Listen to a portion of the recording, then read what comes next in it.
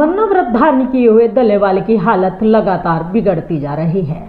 अगर बात बीती रात की जाए तो खनौरी बॉर्डर पर दिन भर के थके हारे किसान जब सो रहे थे तो अचानक से दल्लेवाल की हालत बिगड़ गई और वो बेहोश हो गए। जब किसानों ने देखा कि दल्लेवाल की हालत ज़्यादा बिगड़ गई है तो तमाम किसान उठकर बैठ गए और उन्होंने बिगड़ती हालत को देखते हुए दल्लेवाल के लिए प्रार्थना करते हुए सतनाम वाहेगुरु का पाठ करना शुरू कर दिया और बीच बीच में संगत ये भी अरदास करती रही कि प्रभु दल्लेवाल की हालत में सुधार करे और सतनाम वाहेगुरु का पाठ लगातार खनौरी बॉर्डर पर गूंज उठा।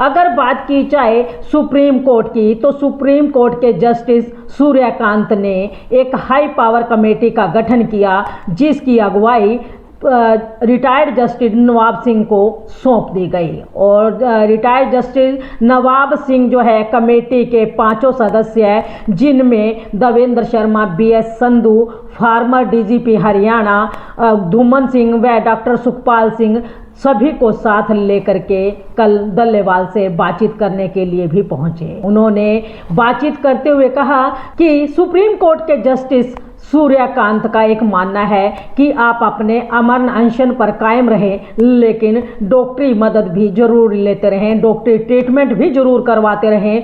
तो वहां दल्लेवाल ने उनसे बातचीत करते हुए कहा कि भारत देश के अंदर लगभग 70 लाख किसान हैं और आए दिन किसान कर्जों को लेकर के आत्महत्या कर रहे हैं। अगर ये देखा जाए कि अगर उन्होंने अमन अनशन लिया है तो उन्हीं किसानों के लिए लिया है।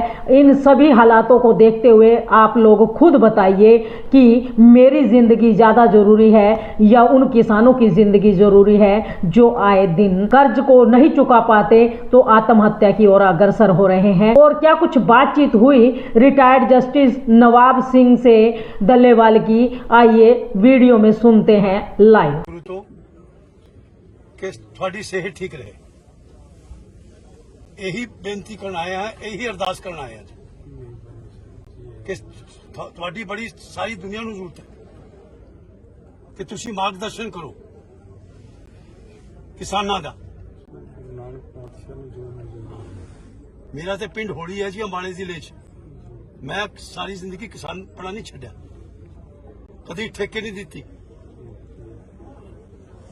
यही बेनती करना जी कि तुसी थोड़ी सेहत का सी ख्याल रखते, वाहेगुरु नाल प्रार्थना करते हैं कि तुसी मेडिकल ट्रीटमेंट लो, सानू चंगा लगेगा। क्यों कुमार जी गलत करें, थोड़े बिना साडे कोल की राजू।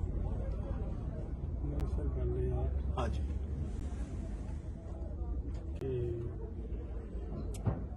साडे देश का जिथे लगभग 7 लाख किसान कर्जे करके सुसाइड कर गया हो और उन्होंने बच्चे रोंदे फिरते हो। अंदाजा ला के देखो कि मेरी जिंदगी ज्यादा कीमती है कि उन्होंने बच्चों का रुलना। थोड़ी भी जिंदगी जरूरी है जी, उन्होंने भी रुलना नहीं चाहिए, वो रुलिया उन्होंने भी नहीं रुलना चाहिए। अपने देश के भी रुलिया ना जी।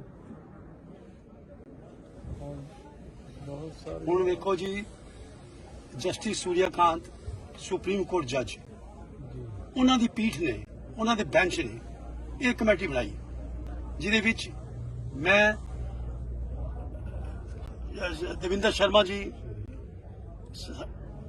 BS संधू जी हमारे फॉर्मर DGP हरियाणा, घुमन साहब और डॉक्टर सुखपाल जी। और वो हाथ की सेहत के लिए आपने भी पढ़ा होगा, जिस दिन तारीख होती है वो कहते हैं यही कि किसी तरह दल्लेवाल जी की सेहत का ध्यान रखा जाए।